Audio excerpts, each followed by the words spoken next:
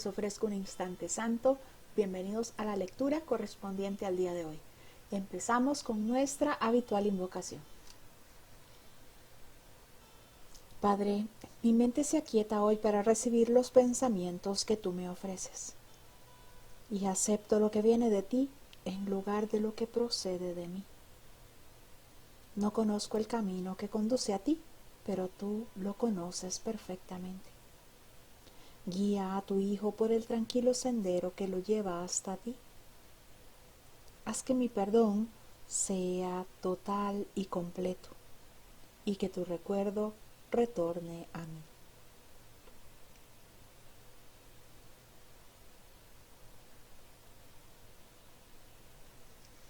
Estamos hoy haciendo la lectura del capítulo 4, Las ilusiones del ego, el epígrafe 2, el ego y la falsa autonomía.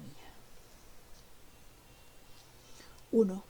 Es razonable preguntarse cómo pudo la mente haber inventado al ego. De hecho, esa es la mejor pregunta que puedes hacerte.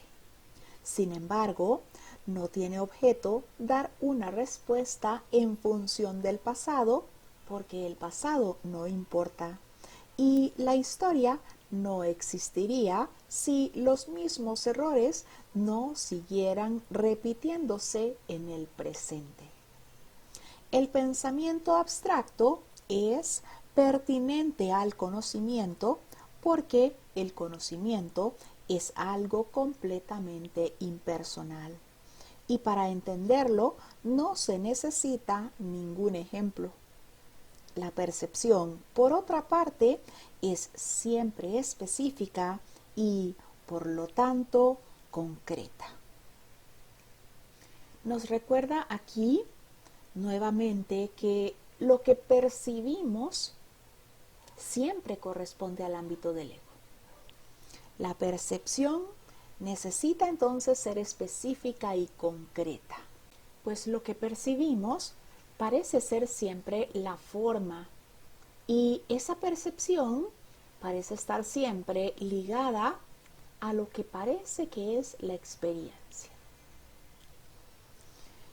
Me dice que es razonable que nos preguntemos cómo la mente pudo haber creado el ego, pero que a pesar de que esa es la mejor pregunta que podemos hacernos, pues no tiene ningún objetivo dar una respuesta en función del pasado. Entonces, no tiene ningún objetivo, pues dar esa respuesta en función de que nos creímos separados, de que nos creímos diferentes, pues en realidad la historia no existiría si esos mismos errores no siguieran repitiéndose en el presente. Yo puedo preguntarme ahora, ¿por qué me inventé el ego en mi mente? Y esa respuesta me llevaría a decirme que fue por mi idea de separación, por mi idea de querer ser especial, por mi idea de querer que se me amara con un amor especial, pero sigo entonces en este momento repitiendo ese error. Sigo entonces en esa idea del pasado. Esa historia no existiría si yo estuviese reconociendo ya ahora que soy ese santo hijo de Dios, que no hay un pasado que pese sobre mí, que sigo siendo perfecto, inocente, amoroso, amado, ese espíritu eterno. Así que no hay ningún objetivo en ponerme yo a responderme en función a esa idea de pasado, de mis ganas de ser especial, de mis ganas de ser amado con un amor especial, si en este momento entonces sigo repitiendo esa aparente historia. Porque si todavía sigo reconociendo el ego como parte de toda esta ilusión, si sigo reconociendo toda esta ilusión como parte de lo que creo que es mi realidad, pues estoy sencillamente repitiendo esas ideas del aparente pasado en el presente. Aunque ese pasado no existe, pues lo que hice fue traerme ese pasado a esto que considero que es mi presente y sigo experimentando entonces todas esas ideas de pasado. No existe como pasado, pero existe ahora, porque es eso lo que parece que estoy experimentando. El pensamiento abstracto es pertinente al conocimiento, porque el conocimiento es algo completamente impersonal. El conocimiento con mayúscula es ese reconocimiento de esa comunicación total y completa con Dios. Es donde me reconozco como todo abarcador, como eso que realmente soy, ese espíritu eterno. Para entender entonces ese conocimiento, pues yo no necesito ningún ejemplo. Simplemente sé. Eso es lo que es el conocimiento. Mientras que la percepción parece que necesita ser específica. Yo necesito ver algo. Ver para creer, decimos en esta ilusión. Necesito ver algo, entonces en función de eso que yo creo ver,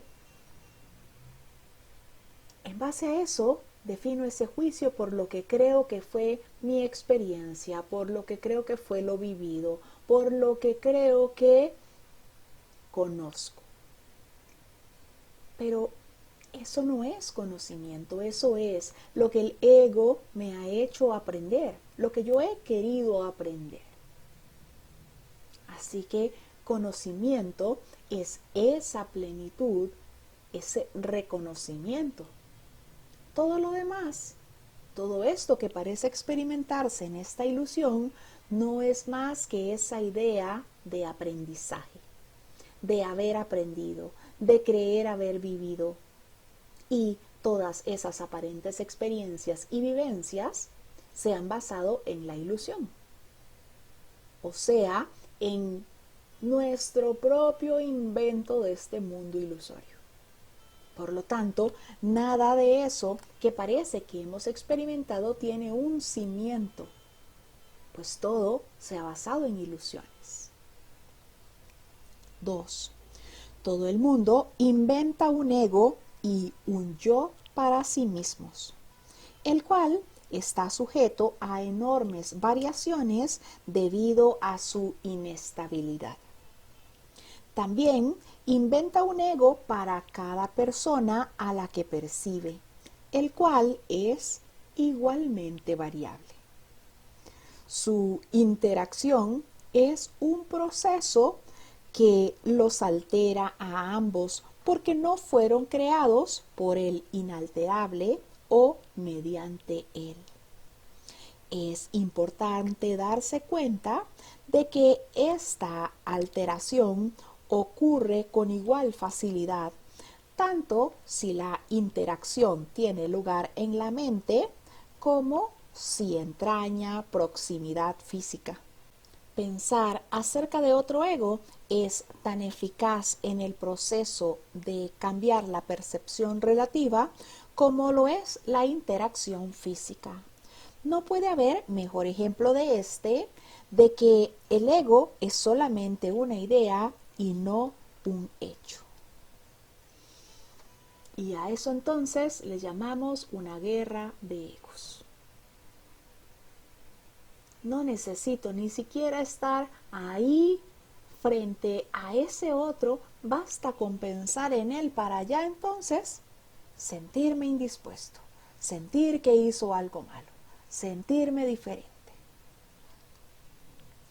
Todo el mundo inventa un yo y un ego. Ahí entonces está equiparando ese ego con el yo. Todo el mundo entonces inventa un yo y un ego para sí mismo, el cual está sujeto a enormes variaciones debido a su inestabilidad.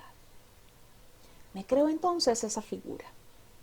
Creo entonces ser ese cuerpo, que como todo en esta ilusión, pues es limitado.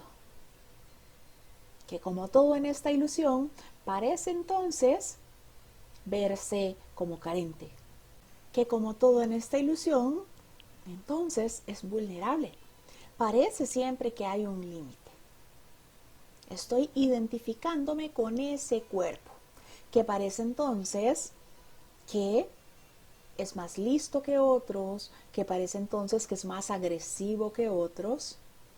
Y así entonces, a como me invento ese yo o ego para mí mismo, así también invento uno para cada persona a la que percibo. Y el ego entonces de esos a los que estoy percibiendo es igualmente variable que ese ego que quise inventarme para mí. Creo entonces que ese ego está sujeto a cualquier cambio, a cualquier cosa que parezca experimentarse afuera. Que ese ego entonces puede ser entonces la víctima de eso que veo como el mundo cruel. Y en función a eso, pues entonces el ego buscará cómo defenderme.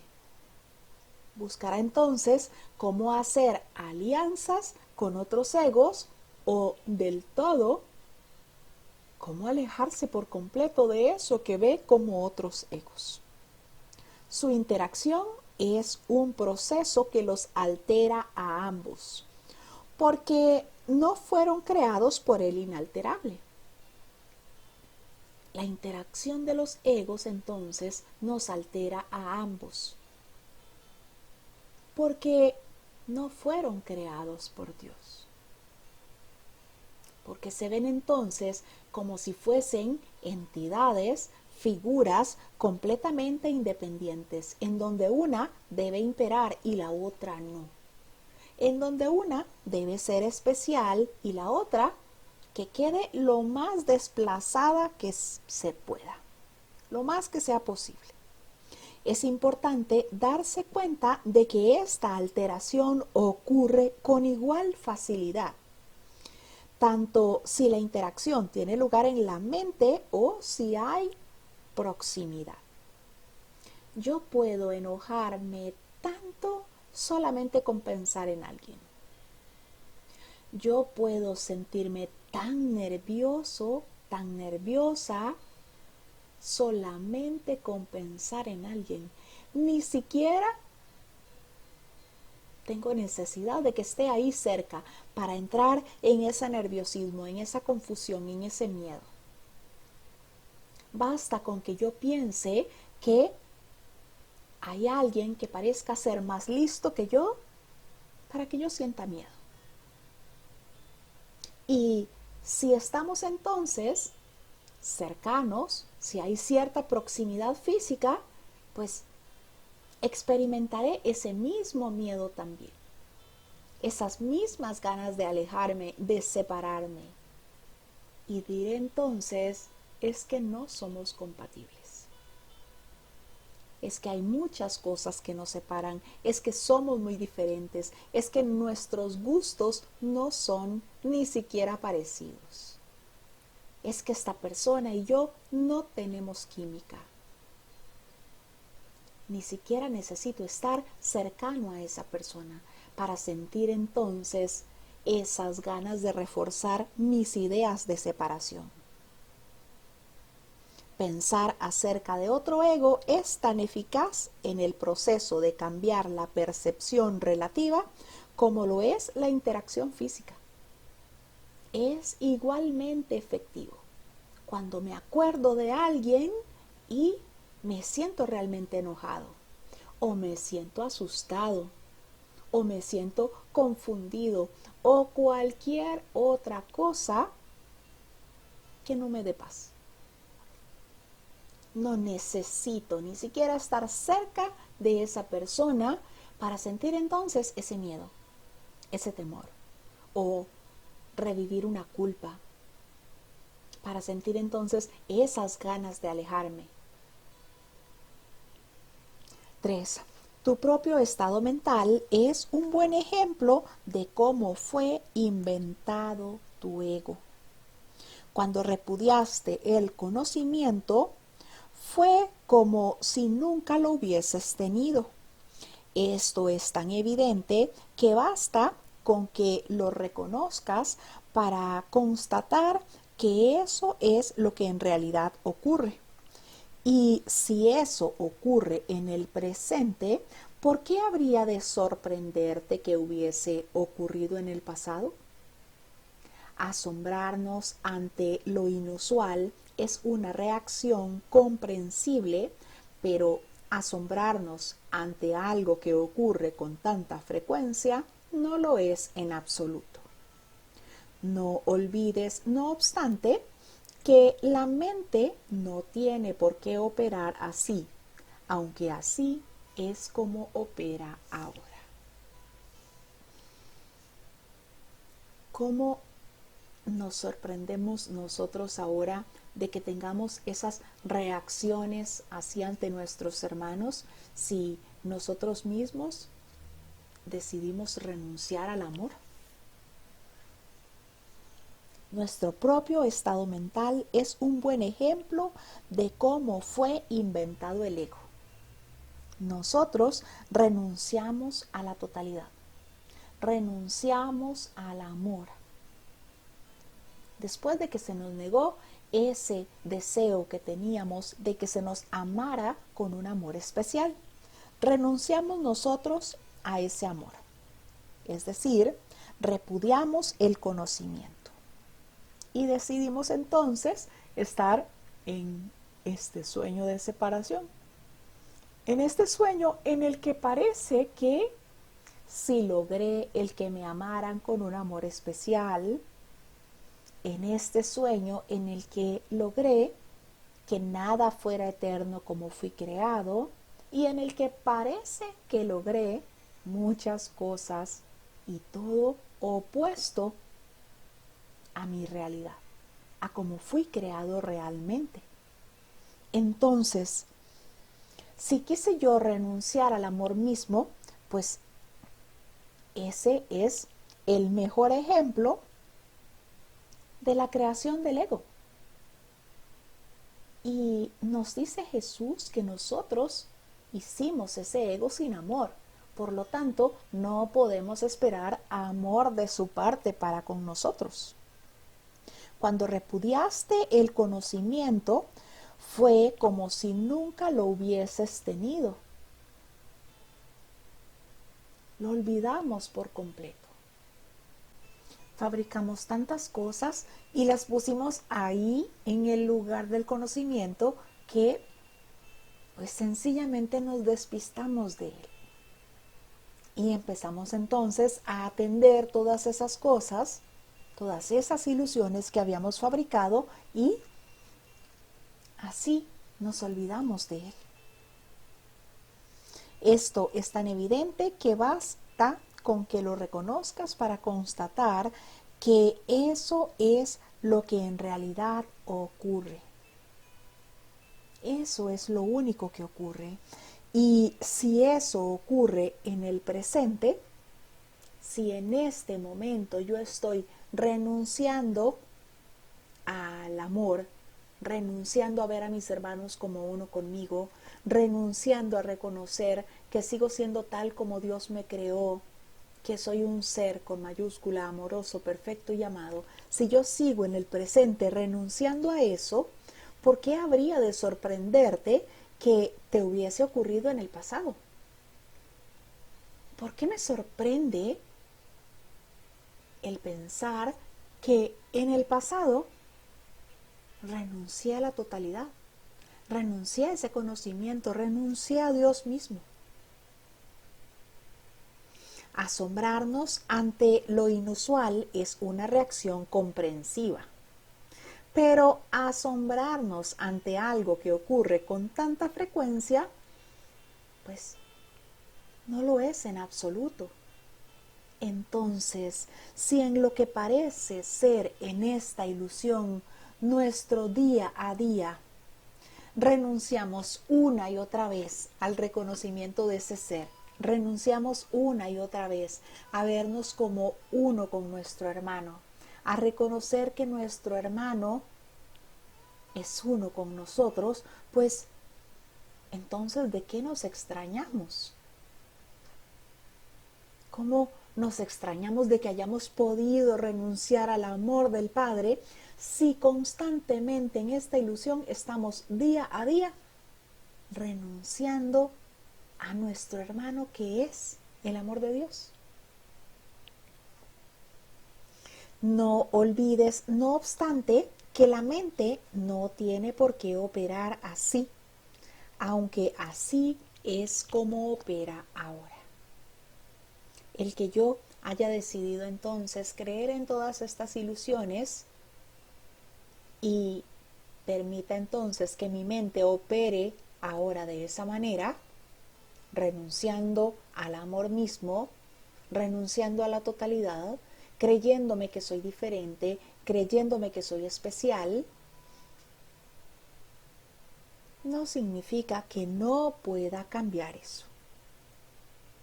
La mente sencillamente no tiene por qué operar así, pero soy yo quien tiene que decidir perdonar entonces todas esas ilusiones de separación para de esa manera entonces recibir el milagro, aceptar el milagro, que es ese cambio de percepción. 4. Piensa en el amor que los animales sienten por sus crías y en la necesidad que sienten de protegerlos. Eso se debe a que las consideran como parte de sí mismas. Nadie repudia lo que considera como parte de sí mismo.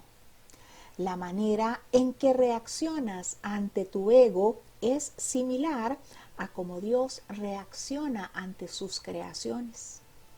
Con amor, con protección y con caridad, tus reacciones ante el yo que inventaste no son sorprendentes. De hecho, son muy similares a la forma en la que algún día reaccionarás ante tus creaciones reales, las cuales son tan eternas como tú. No es cuestión, por lo tanto, de cómo reaccionas ante el ego, sino de lo que crees ser. Creer es una función del ego y mientras tu origen siga sujeto a interpretaciones, lo seguirás viendo desde el punto de vista del ego. Cuando el aprendizaje deje de ser necesario, simplemente conocerás a Dios. La creencia de que hay otra forma de percibir es la idea más sublime de que es capaz el pensamiento del ego. Esto se debe a que dicha idea reconoce, aunque sea mínimamente, que el ego no es el ser. Y todos, aunque sea levemente, tenemos esos momentos de reconocimiento. Todos tenemos esos momentos en los que reconocemos que somos ese ser con mayúscula, ese espíritu eterno. Me dice que los animales protegen tanto a sus crías porque las ven como partes de sí mismas. Y es eso precisamente lo que hacemos nosotros con el ego. Nadie repudia lo que considera parte de sí mismo. Creo entonces que el ego es parte de mí. ¿Por qué? Porque yo lo inventé. Porque es mi falsa creación, porque es mi fabricación. Así que, a pesar de que lo creé sin amor, a pesar de que sé que el ego tampoco me quiere a mí, pues lo cuido. Lo cuido porque lo considero parte de mí. La manera en la que reaccionas ante tu ego es similar a cómo Dios reacciona ante sus creaciones, con amor, protección y caridad. Yo quiero seguir conservando esa idea de un ego en mí, porque es mi fabricación. Tus reacciones ante el yo que inventaste no son sorprendentes. De hecho, son muy similares a la forma en la que algún día reaccionarás ante tus creaciones reales. Todo eso que parece que fabricado en esta ilusión, incluido el ego, parece ser importante para mí. Lo es en esta ilusión y lo cuido y quiero seguir conservando todo eso, quiero protegerle. Reacciono así. Y me dice que así como reacciono con todas esas falsas creaciones, así reaccionaré con mis creaciones reales. Con las creaciones, mis creaciones que están en el cielo. No es cuestión, por lo tanto, de cómo reaccionas ante el ego, sino de lo que crees ser. No importa entonces de mi reacción ante él, sino de lo que yo creo ser. Como creo ser esa forma, ese cuerpo, pues entonces me identifico con ese ego. Escucho su voz en todo momento. La atiendo y la acato. Creer es una función del ego y mientras tu origen siga sujeto a interpretaciones, lo seguirás viendo desde el punto de vista del ego. Mientras yo siga creyendo que soy un cuerpo, pues entonces seguiré pensando que ese ego tiene poder sobre ese cuerpo que me creo ser. Seguiré pensando que no siempre es necesario pedirle guía al Espíritu Santo, que a veces habrán cosas que yo las puedo solucionar. Seguiré pensando entonces que con todo eso que parece que he aprendido en esta ilusión, que con todo eso que parece que son mis vivencias, pues ya he aprendido algo y que con eso pues puedo entonces librarme por mí misma, por mí mismo, de lo que parecen ser las situaciones en esta ilusión. Cuando el aprendizaje deje de ser necesario, simplemente conocerás a Dios. Cuando yo decida entonces de interponerme, cuando yo decida entonces que no sé nada, que necesito guía en todo, cuando yo empiece entonces a entregar todas y cada una de esas aparentes situaciones para recibir guía, para que se corrija mi percepción, cuando yo deje de creer que todo eso que creo que aprendí me puede servir de algo en esta ilusión. En ese momento entonces simplemente conoceremos a Dios. La creencia de que hay otra forma de percibir es la idea más sublime de que es capaz el pensamiento del ego. El ego simplemente quiere que yo cambie una ilusión de tristeza por una ilusión de aparente felicidad. Una ilusión de desamor por lo que parece ser una relación especial, que me hace creer que me completa, que me sirve de algo. Esto se debe a que dicha idea, la idea de que hay otra forma de percibir, reconoce, aunque sea mínimamente, que el ego no es el ser. El ego reconoce, aunque sea mínimamente, que soy ese espíritu eterno. Trata entonces de que esté envuelto en ilusiones para que crea en esta ilusión como si fuese real para mí. Pero aunque sea mínimamente, tenemos esos reconocimientos de nuestra esencia, de lo que realmente somos, de nuestra verdad. 5. Socavar el sistema de pensamiento del ego no puede sino percibirse como un proceso doloroso, aunque no hay nada que esté más lejos de la verdad. Los bebés gritan de rabia cuando se les quita un cuchillo o unas tijeras, a pesar de que si no se hiciera podrían lastimarse. En este sentido, todavía eres un bebé.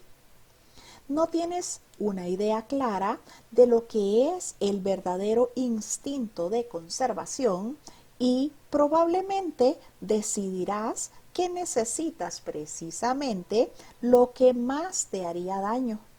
Sin embargo, tanto si lo reconoces ahora como si no, has acordado cooperar en el empeño por llegar a ser inofensivo y servicial, atributos estos que son inseparables. Incluso las actitudes que tienes a ese respecto son necesariamente conflictivas, puesto que todas las actitudes están basadas en el ego. Esto, sin embargo, no siempre será así. Ten paciencia mientras tanto y recuerda que el desenlace es tan seguro como Dios. Ese es el guión que está escrito. Que retornaremos al Padre, que despertaremos de este sueño. Dijimos sí al plan de Dios para salvarnos, aunque ahora parezca que no lo recordamos. Socavar el sistema de pensamiento del ego no puede sino percibirse como algo doloroso, como un proceso doloroso, aunque esté completamente lejos de serlo. ¿Por qué? Porque lo que estamos renunciando es a lo que no es cierto. No estamos sacrificando nada más que una ilusión. Lo que estamos es reconociendo que nada de eso que fabricamos realmente existe. Estamos reconociendo que ninguna de esas fabricaciones tiene ningún valor para el Santo Hijo de Dios. Y nos pone Jesús el ejemplo de los bebés que gritan de rabia cuando se les quita de sus manos unas tijeras o un cuchillo para que no se hagan daño.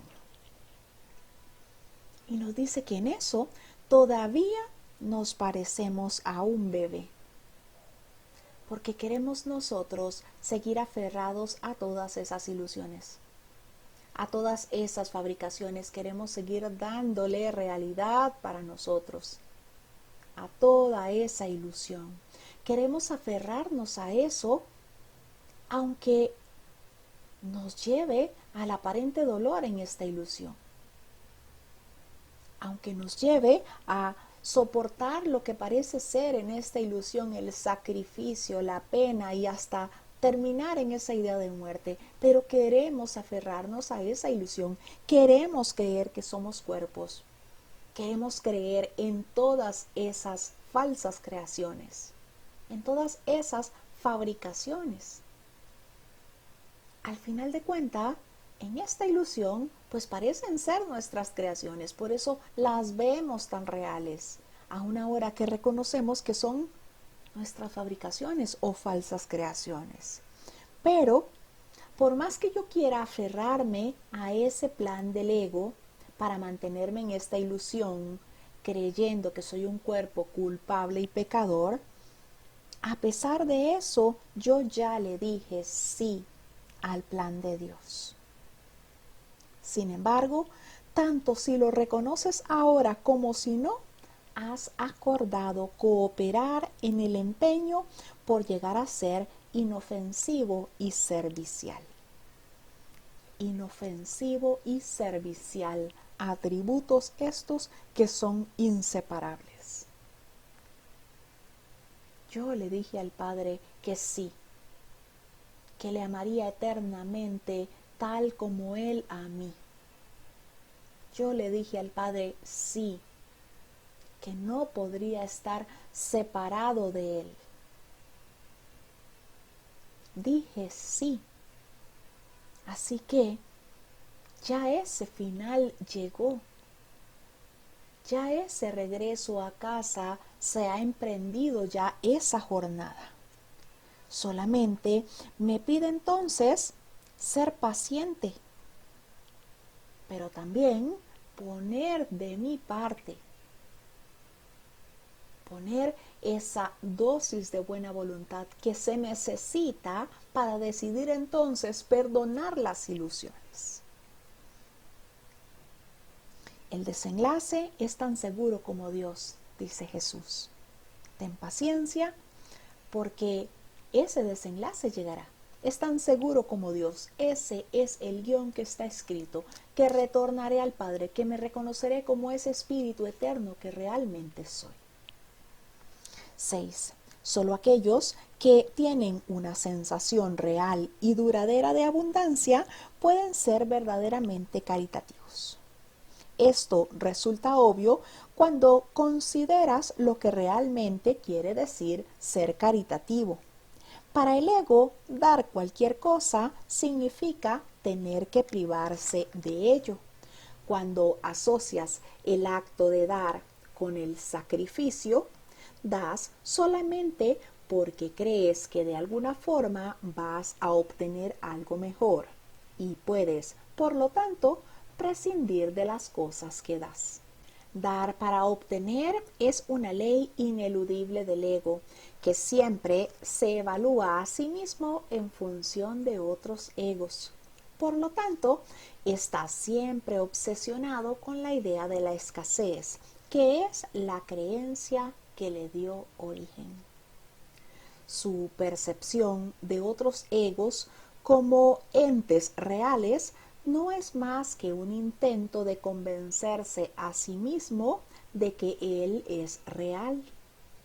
El amor propio, entre comillas, desde el punto de vista del ego, no significa otra cosa que el ego se ha engañado a sí mismo creyendo que es real y por lo tanto está temporalmente menos inclinado a depredar. Ese amor propio, entre comillas, es siempre vulnerable a experimentar tensión. Término este que se refiere a cualquier cosa que él perciba como una amenaza a su existencia. Entonces veo ahí diferencias. La guerra de los egos.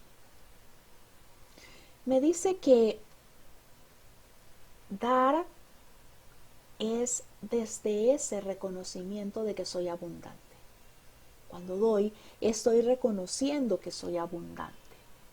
Cuando creo entonces que estoy dando algo que luego me hará falta, significa que desde el ego creo que me estoy sacrificando, ya sea porque quiero ser diferente, porque quiero que se me reconozca, pero implica siempre desde el ego esa idea de sacrificio. Esa idea de sacrificio, así es como el ego ve lo que es la caridad. Y me dice que dar para obtener es una ley del mundo, es una ley del ego, para entonces evaluarse entre otros egos. Yo di más, yo me sacrifiqué más, yo me entregué, yo fui mejor, yo estuve por encima de todos los demás. Por lo tanto, siempre está obsesionado con la idea de la escasez, que fue la que le dio origen. Nosotros entonces, al creer que habíamos renunciado a la totalidad, nos vimos aparentemente despojados de todo. Teníamos todo y no nos dábamos cuenta. Pero una vez que empezamos en ese sueño de separación, quisimos todo y ahí entonces parecía que ya no teníamos nada. Así que desde esa idea de escasez surge esa fabricación de ese Dios con minúscula, de ese hacedor que me guiara, que me ayudara entonces en función de ese cuerpo identificado completamente con la pequeñez a estar alerta, a sacrificarme, a luchar, a hacer, a obtener. La escasez es la creencia que dio origen al ego. Así entonces, desde esa percepción, el ego se mide con otros egos.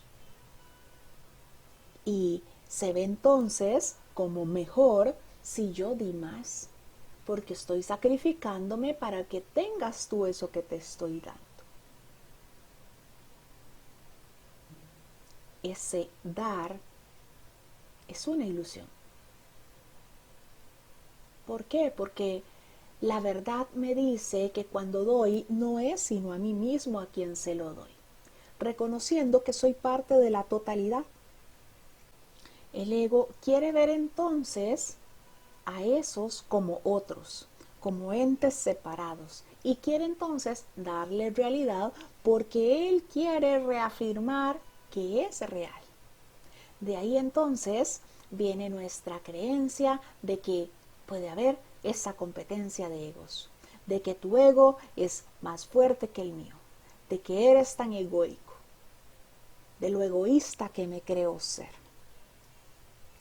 El amor propio, entre comillas, desde el punto de vista del ego, no significa otra cosa que el ego se ha engañado a sí mismo creyendo que es real. Así que cree entonces que puede autoprotegerse. Entonces, por amor propio, te excluyo a ti de mi círculo de amigos. Eres demasiado tóxico. Entonces, por amor propio, te dejo a ti que pareces ser una pareja conflictiva, que parece que no se puede con tu ego. Eres demasiado egoísta, eres demasiado egocéntrico.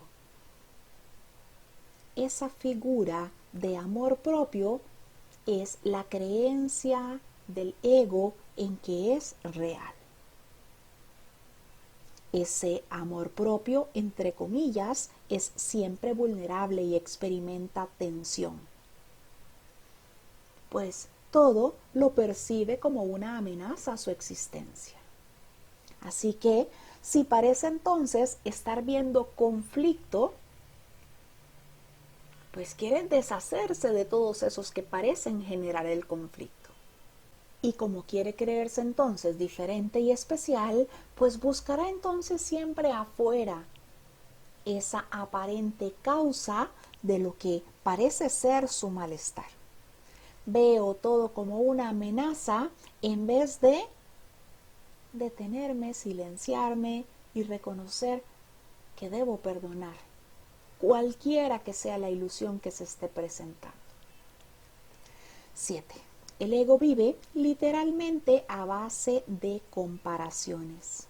La igualdad es algo que está más allá de lo que puede entender y por lo tanto le es imposible ser caritativo. Lo que el ego da nunca emana de una sensación de abundancia, porque él fue engendrado precisamente como un sustituto de esta. Por eso es por lo que el concepto de obtener, entre comillas, surgió en su sistema de pensamiento. Los apetitos son mecanismos para obtener que representan la necesidad del ego de ratificarse a sí mismo. Esto es cierto tanto en el caso de los apetitos corporales como de las llamadas necesidades más elevadas del ego. El origen de los apetitos corporales no es físico. El ego considera al cuerpo como su hogar y trata de satisfacerse a sí mismo a través de él. Pero la idea de que eso es posible es una decisión de la mente, que está completamente confundida acerca de lo que realmente es posible. Bien, entonces aquí nuestra idea de necesidad. Esa idea de obtener, entonces,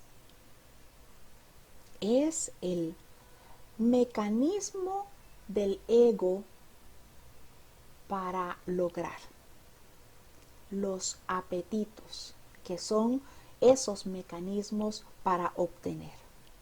Eso pues no hace más que representar necesidad y que ratificar nuestra idea de carencia. Me hace falta, lo necesito, debo obtenerlo.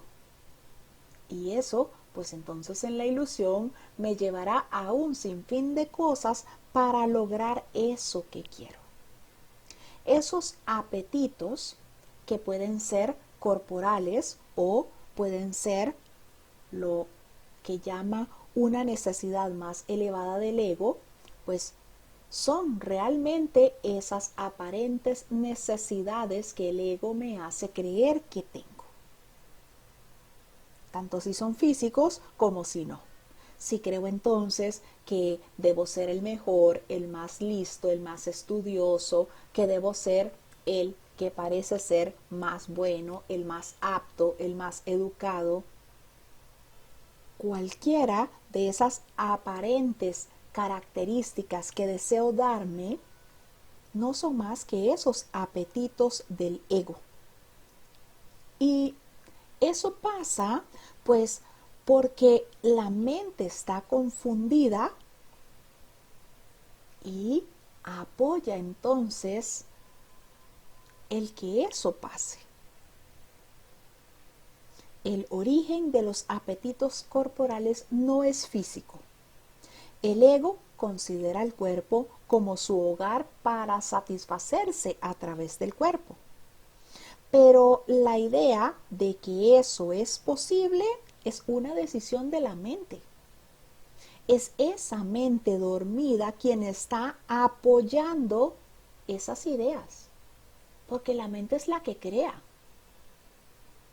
Porque la mente es la que formula entonces esos pensamientos y hace que se den las cosas aún en esta ilusión.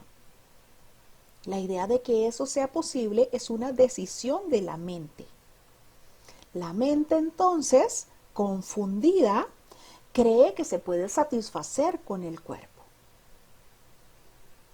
La mente confundida cree que puede satisfacerse con el cuerpo.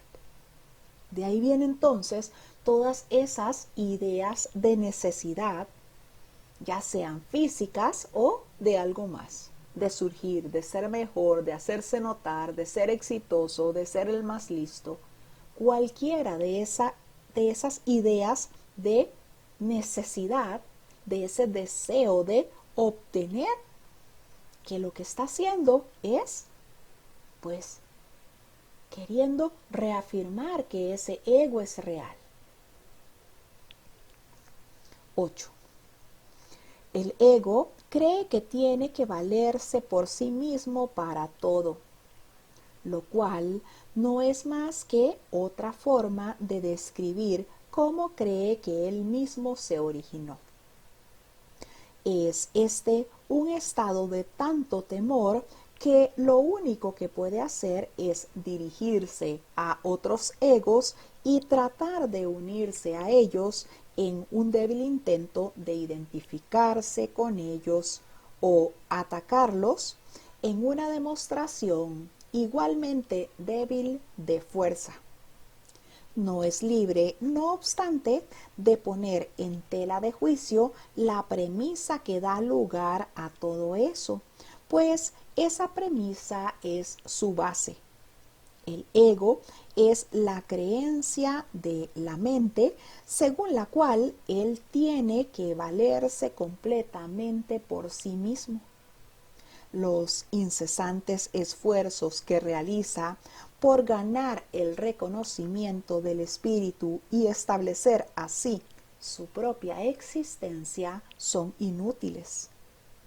El espíritu, en su conocimiento, no es consciente del ego, no ataca, simplemente no lo puede concebir en absoluto.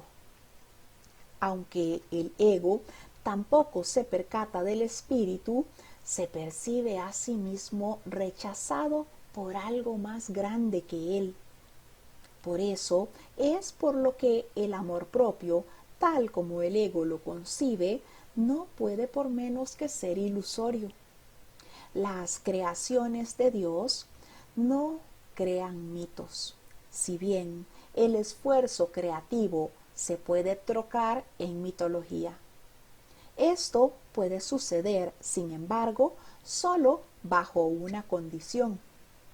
Lo que fabrica deja de ser creativo.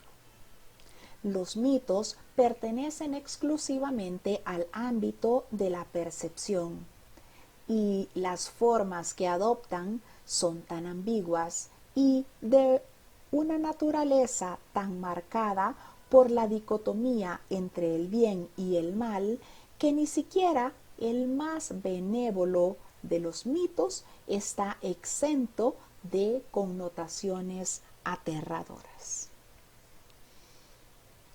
El ego entonces cree que tiene que valerse por sí mismo, ganarse su propia vida, hacer todo por sí mismo, lo cual no es más que otra forma de describir la manera en la que se originó.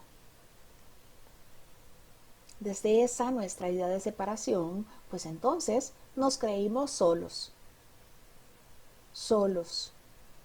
como ese cuerpo indefenso que creímos ser. Así que creímos necesitar dirección.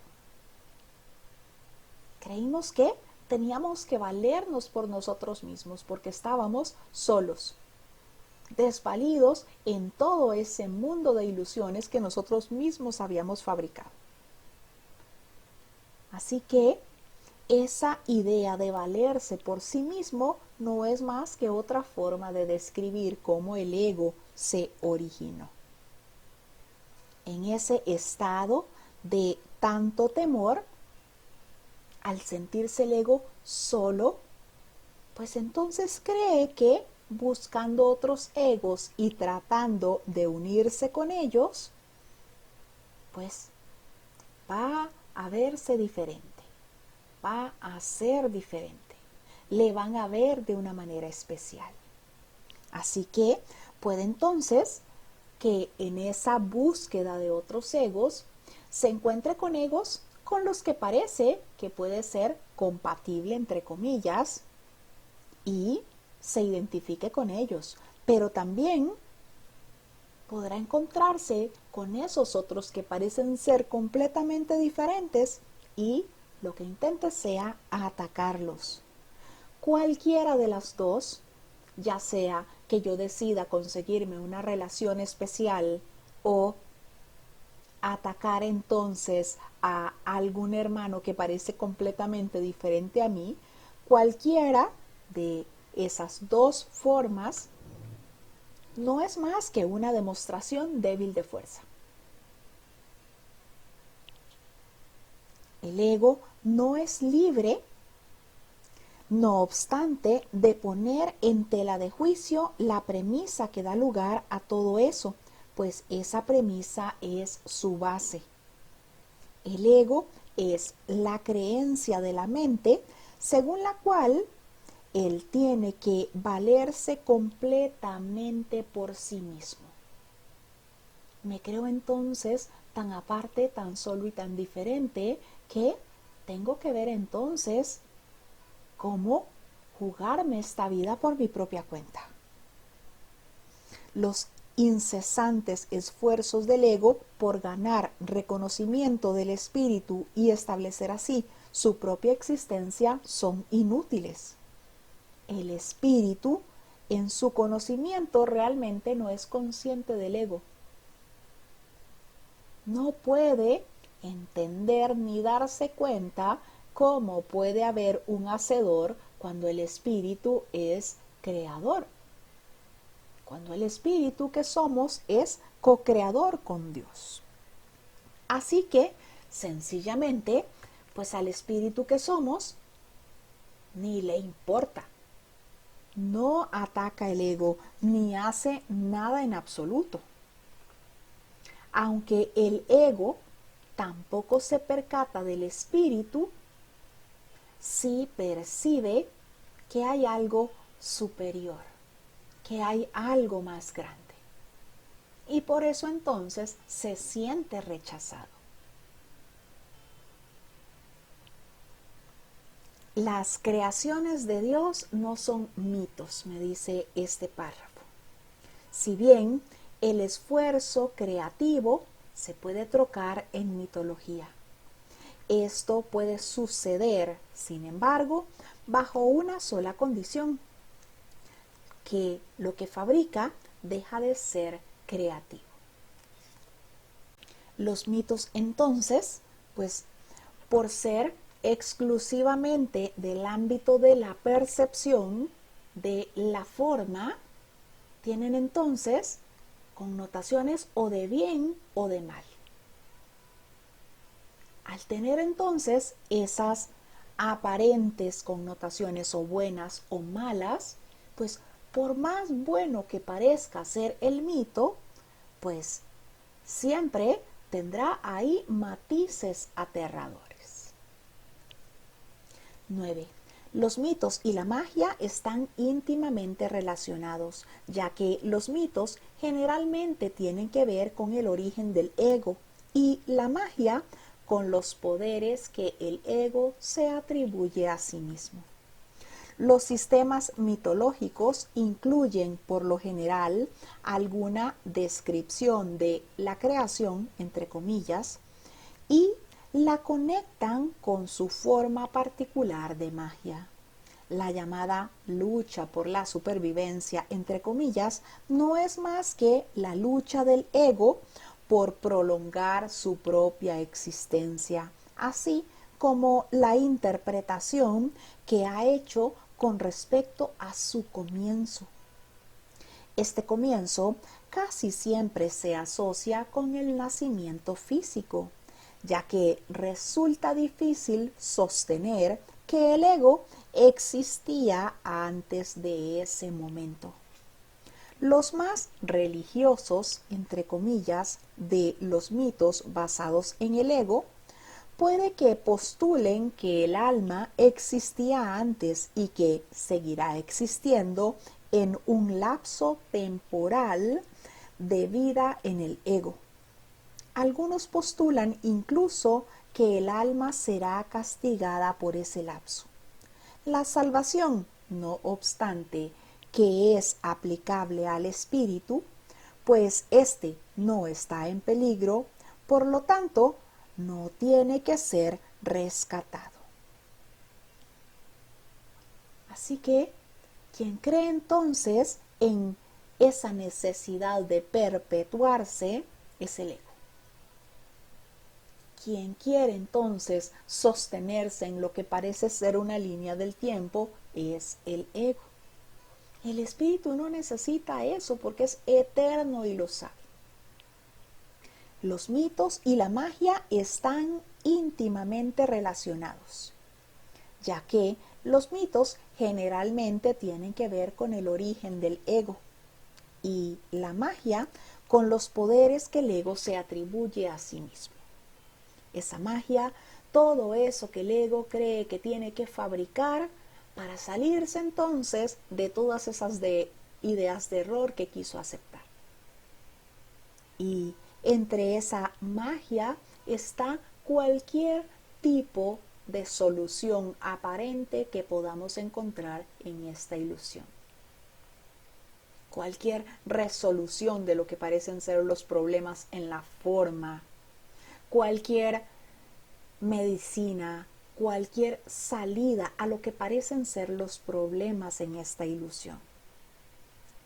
Los sistemas mitológicos incluyen, por lo tanto, alguna descripción de la creación y las conocemos. Conocemos todos esos mitos. Dios expulsó a Adán del paraíso y otras tantas cosas. Pero todo eso, incluido la llamada lucha por la supervivencia, no es más que la propia idea del ego para querer prolongar su propia existencia. Querer prolongar su propia existencia.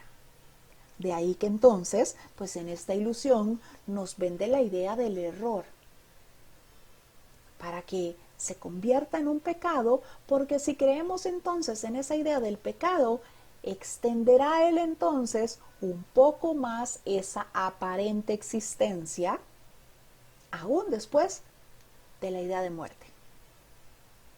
Quiere entonces llevarnos a esa idea de muerte y nos vende la idea de que la muerte nos sacará de todo esto, de todos esos problemas y esos conflictos que parece que tenemos. Pero por otra parte, entonces nos recuerda esa idea de pecado y nos cuenta todos los pecados que parece que cometimos en esta ilusión, porque él quiere entonces seguir ahí viéndose como perpetuo, aún en esa idea de muerte, con su concepto de infierno. 10. La salvación no es otra cosa que mentalidad recta, que aunque no es mentalidad 1 del Espíritu Santo, se debe alcanzar antes de que la mentalidad 1 pueda ser restaurada. La mentalidad recta conduce automáticamente al siguiente paso, ya que la percepción correcta está completamente exenta de cualquier forma de ataque. Por lo tanto, la mentalidad errada desaparece. El ego no puede sobrevivir sin emitir juicios. Por consiguiente, se le abandona. La mente tiene entonces una sola dirección por la que avanzar. La dirección que sigue es siempre automática, pues no puede sino atacar los dictados del sistema de pensamiento al que se adhiere. La salvación entonces no es más que pedirle constantemente al Espíritu Santo que corrija mi percepción. Desde esa percepción que ahora que me creo un cuerpo tengo en automático, estoy percibiendo siempre la forma. Siempre percibo la forma. Entonces, si yo me acostumbro a pedirle al Espíritu Santo siempre y en todo momento que corrija mi percepción, entonces recibiré esa corrección de la percepción, es decir, esa percepción verdadera. Ahí entonces podré mantenerme en mi mentalidad recta. La salvación no es otra cosa que mentalidad recta, y lo pone entre comillas, que aunque no es la mentalidad 1 del Espíritu Santo, se debe alcanzar antes de llegar a esa mentalidad 1. Así que entonces yo entrego esa percepción, mi percepción, para que el Espíritu Santo la corrija. El Espíritu Santo corrige esa percepción y me devuelve esa percepción verdadera, esa percepción santa, percepción corregida. Yo entonces acepto esa percepción y ahora percibo de manera correcta. Es decir, estoy en mi mentalidad recta, viendo santidad. De esa mentalidad recta, pues pasamos a esa mentalidad 1 del Espíritu Santo. Pues se alcanza entonces desde esa mentalidad recta. Desde mi mentalidad recta me es reinstaurada la mentalidad 1. La mentalidad recta conduce automáticamente a ese paso. Es decir, mi percepción corregida, mi percepción correcta va a estar completamente libre de cualquier idea de ataque. Así que, si estoy completamente libre de cualquier idea de ataque, esa percepción errada, que es la percepción que ahora que me creo un cuerpo hago automáticamente, pues va a cambiar esa forma de percibir. Y aprenderé entonces a percibir sin ningún ataque. Es decir, a percibir correctamente. El ego no puede sobrevivir sin emitir juicios. Por lo tanto, se abandona. Si yo estoy ahora percibiendo constantemente a través de esa visión de Cristo en donde solo puedo ver santidad, ¿qué juicio podría emitir? ¿Tendría necesidad de emitir algún juicio? Si cuando el Espíritu Santo corrige mi percepción, yo veo a mi hermano ahí sin ningún pasado, sin ningún futuro, únicamente lo veo ahí tal cual es, en la santidad, en la inocencia misma que le envuelve. Con esa percepción corregida, manteniéndome en esa mentalidad recta, yo pues no voy a tener ningún pensamiento de ataque, pues estaré libre de emitir cualquier juicio. De tal forma que cuando ya no necesite emitir juicios, sencillamente el ego se va a silenciar por completo. El ego no puede sobrevivir sin emitir juicios. Por consiguiente, se le abandona. La mente tiene entonces ahora una única dirección por la cual avanzar, un único camino por el cual avanzar, completamente libre y despejado. Esa dirección se va a seguir automáticamente. Pues ahí únicamente estaremos escuchando al Espíritu Santo, y escuchando al Espíritu Santo ya habremos entonces silenciado el ego por haber decidido entonces perdonar todas las ilusiones y mantenernos en nuestra mentalidad recta. 11.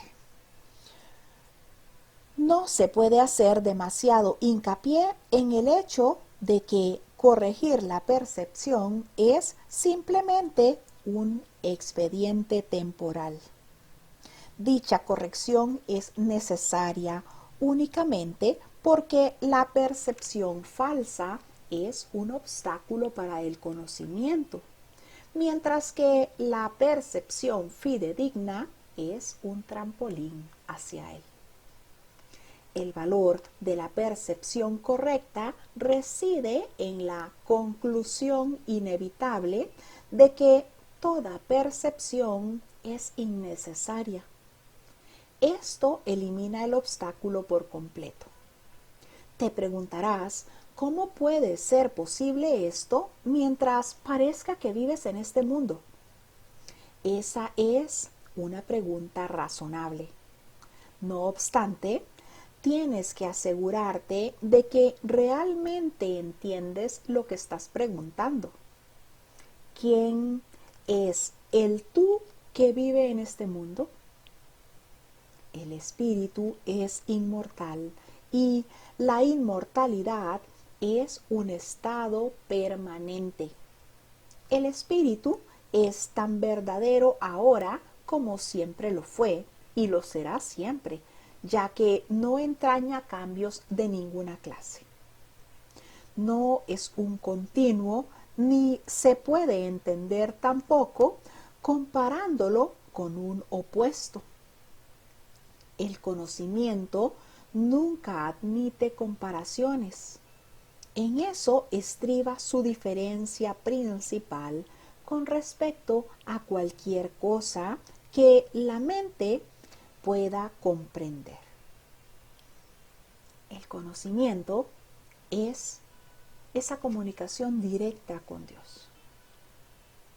Así que no puede compararse con nada, ni siquiera con esas percepciones que hemos entregado para que sean corregidas. Y me dice que esa percepción corregida, esa percepción santa, esa percepción fidedigna, es un trampolín hacia el conocimiento. Así que entonces yo tengo que decidir, tengo que procurar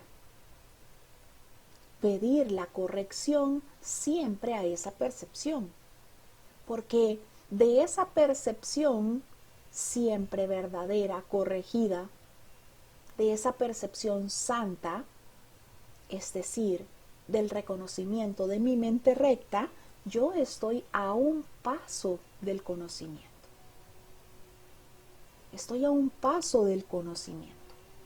El valor de la percepción correcta reside en la conclusión inevitable de que toda percepción es innecesaria. Sencillamente, no necesito percibir nada cuando reconozca ese conocimiento que está en mí que parece que olvidé. No necesito percibir nada, solamente necesito reconocer que somos la verdad misma. Te preguntarás, ¿cómo puede ser posible esto mientras parezca que vives en este mundo? ¿Cómo voy a dejar de percibir si estoy en este mundo de formas? ¿Cómo voy a dejar de percibir si en este mundo parece que siempre veo cuerpos, parece que siempre veo lo que está pasando en la ilusión? Cuando reconozca que soy ese espíritu. Es por eso que me dice que realmente tienes que asegurarte de que entiendes lo que estás preguntando. Si yo creo que soy un cuerpo en esta ilusión, inevitablemente creeré que no puedo deshacerme de los ojos del cuerpo, por lo tanto que seguiré viendo forma. Así que necesito entonces asegurarme realmente de que estoy entendiendo esa pregunta que hago. Porque si estoy haciendo esa pregunta creyendo que soy un cuerpo, pues la respuesta posiblemente sea que es imposible dejar de percibir. Porque estoy entonces poniéndome en ese lugar del cuerpo que creo ser, en donde inevitablemente parece que tengo que ver a través de los ojos del cuerpo, por lo tanto, solamente veo formas. Necesito entonces asegurarme de que estoy consciente de que soy ese espíritu eterno. ¿Quién es el tú que vive en este mundo? ¿Quién es el tú que vive en este mundo? Soy ese espíritu eterno. Y el espíritu es eterno.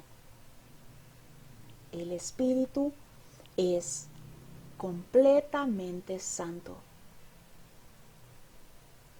Así que con ese espíritu es con el que yo debo identificarme. Ese espíritu es al que yo debo reconocer, porque ese espíritu no entraña cambios de ninguna clase. Es completamente inmutable, completamente santo. Reconoce la fortaleza del Padre. Así que ese espíritu que soy, pues realmente no tiene necesidad de percibir nada. La percepción se hace innecesaria cuando reconozco que soy ese espíritu. Así que entonces dejaré de ver formas. Y si dejo de ver formas, dejaré de emitir un juicio. Dejaré de tener ideas de tiempo, de pasado, de futuro. El conocimiento nunca admite comparaciones. En eso estriba su diferencia principal con respecto a cualquier otra cosa que la mente pueda comprender. La mente entonces, esa mente que se cree dormida, puede pensar que ha aprendido a sobrellevar situaciones, que ha aprendido a solucionar aparentes conflictos en esta ilusión, que ha aprendido muchas cosas. Pero sencillamente nada se puede comparar con el conocimiento. Así que toda esa falsa autonomía que parece tener el ego no es más que mi propio invento. Me inventé ese hacedor desde esa idea mía de separación, desde esa idea de necesidad, de carencia.